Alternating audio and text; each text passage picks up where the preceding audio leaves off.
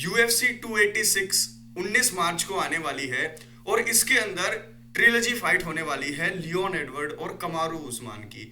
ये फाइट होगी बहुत ही जबरदस्त और इसी फाइट को लेकर आज मैं आप लोगों के सामने एक फुल रिव्यू लेकर आया हूं, जहां पर हम डिस्कस करेंगे कि इस फाइट के अंदर जीतेगा कौन।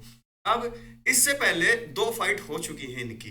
पहली फाइट के अंदर यूनानिमस डिसीजन से कमारू उस्मान जीत गया था, लेकिन दूसरी फाइट के अंदर यूएफसी 278 में हेड किक केओ से लियोन एडवर्ड न्यू चैंपियन बन गए। अब ये विन इतनी इंपॉर्टेंट थी क्यों?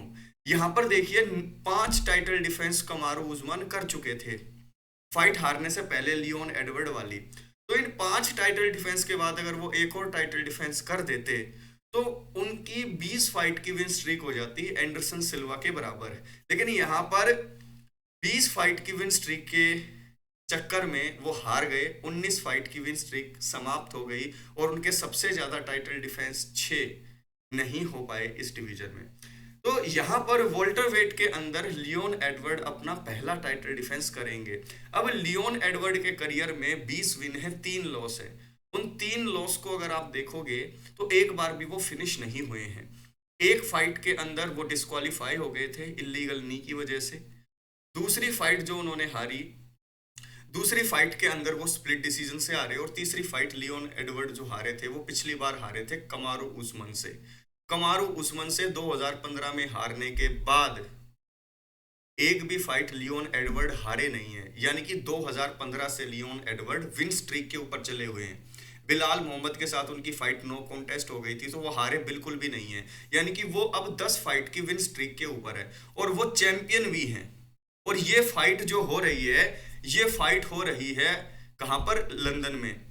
अब यूके के अंदर जब फाइट हो रही है तो वहां का जो सपोर्ट सिस्टम है, वहां के जो फैंस हैं, वो पूरी तरीके से लियोन एडवर्ड के लिए चीयर अप कर रहे हैं। तो ऐसे में क्या नाइजीरियन नाइटमेयर दोबारा से अपनी थ्रोन के ऊपर कब्जा जमा पाएंगे, या अब की बार लियोन एडवर्ड 5 राउंड से पहले ही नॉकआउट के जरिए इस फाइट को जीतेंगे? इसके बारे में हम डिस्कस करेंगे इस वीडियो में। लेकिन यूएफसी हॉटबॉक्स हिंदी को आपने अब तक सब्सक्राइब नहीं किया तो जल्दी से सब्सक्राइब का बटन दबाएं और लाइक का बटन भी दबा दीजिए अगर वीडियो पसंद आए। अब यहाँ पर कमारू उस्मान के सामने एक बहुत बड़ा चैलेंज है, क्योंकि कमारू उस्मान अब डाउन द हिल जा रहे हैं। किसी भी फाइटर के सामने अगर आप गोल्डन पीरियड देखो तो उनकी पीक रहती है 5 से 6 साल। कमारू उस्मान उस पीक को चढ़ चुके हैं, अब टाइम आ चुका है उस हिल के टॉप पर से नीचे आने का। अब यहाँ पर कमारू उस्मान की अगर आप दिक्कतों को देखें तो मैं कुछ दिक्कतें हाईलाइट करूंगा। पहली दिक्कत उनके सामने है उनकी नी। उनकी नी इतनी मतलब कि इंजर्ड है, इतनी दिक्कत में है कि वो रनिंग नहीं करते। कमारू उस्मान पहले ऐसे फाइटर हैं जो अपने कार्डियो के लिए रनिंग नहीं करते, इवन वो कंक्रीट पर भी नहीं चल पाते, उन्हें घास पर चलना पड़ता है क्योंकि उनके घुटनों में दर्द होता है। तो उनकी नी, जो उनके घुटने हैं, वो बहुत बड़ी दिक्कत है। उसके साथ साथ सिर्फ नी से नहीं, उनका जो हैंड है, उनका जो हाथ है, उसके अंदर भी इंजरी है। और जो हाथ की इंजरी होती है उसके रिहैब में लगता है बहुत ज्यादा टाइम। तो पूरी तरीके से कमारू उस्मान की ना तो नी ठीक है और ना उनका हाथ ठीक है। ऊपर से एक चीज मैं और कहना चाहूंगा कि जब भी कोई फाइटर इतने बुरी तरीके से नॉकआउट होता है तो कम से कम 6 से 1 साल लग जाता है उन्हें मेंटल रिकवर करने में, क्योंकि नॉकआउट होने के बाद 20 मिनट तक तो उनको होश ही नहीं था। ये कमारू उस्मान ने खुद कहा कि मैं रिंग में बातचीत तो मैंने कर ली थी, लेकिन मुझे 20 मिनट के बाद होश आया था कि चल क्या रहा है। 20 मिनट का एक नैप दे दिया था लियोन एडवर्ड की उस हेड किक ने। तो यहाँ पर क्या कमारू उस्मान दुश्मन की टेरिटरी में जाके, जहां पर प्रेस कॉन्फ्रेंस के अंदर भी पूरी तरीके से कमारू उस्मान के ऊपर हावी हो गए थे फैंस। मैंने इतने लाउड और इतने सपोर्टिव फैंस और जो दूसरा बंदा है जो उनकी टेरिटरी में आया उसके ऊपर प्रेशर बनाने वाले फैंस कहीं नहीं देखे अपने एक्सपीरियंस में, जितना मुझे यहाँ पर लंदन में, यूके में देखने को मिला। तो यहाँ पर लियोन एडवर्ड को एक ही चीज से बचना है और वो है कमारू उस्मान की रेसलिंग। क्योंकि अगर कमारू उस्मान की रेसलिंग को अगर टैकल कर लिया तो लियोन एडवर्ड अपनी स्ट्राइकिंग के दम पर चैंपियनशिप राउंड से पहले ही तीसरे राउंड में या फिर चैंपियनशिप राउंड्स में फिनिश कर सकते हैं कमारू उस्मान को। कमारू उस्मान का एक ही प्लान रहेगा कि जो उन्होंने काम अधूरा छोड़ा था वो पूरा किया जाए।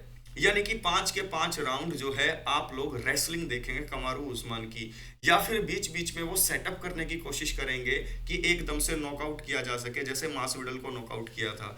जब वो खुद नॉकआउट हुए तब भी वो लियोन एडवर्ड को एक तरीके से सेटअप कर रहे थे अपने माइंड में, लेकिन वास्तव में क्या हुआ, वास्तव में लियोन एडवर्ड ने उन्हें सेटअप कर दिया अपनी लेफ्ट हेड किक के लिए।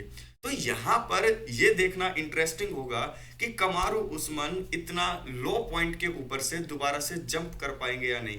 अगर आप मेरे प्रेडिक्शन की बात करें तो मेरी प्रेडिक्शन होगी कि इस टाइम पर this is the time of Leon Edward.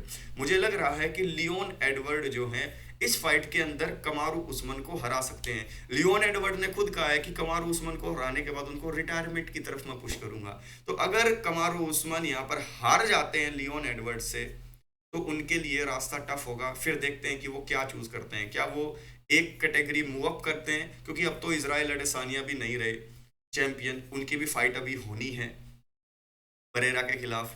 तो ऐसे में ये जो फाइट होगी ये इंटरेस्टिंग होगी, और मेरी पिक है यहाँ पर Rocky Leon Edward via finish. अब आप लोग मुझे कमेंट करके बताएं कि आपके हिसाब से UFC 286 में जीतने कौन वाला है। मैंने पिक किया है लियोन एडवर्ड को, एंड स्टिल टेक केयर।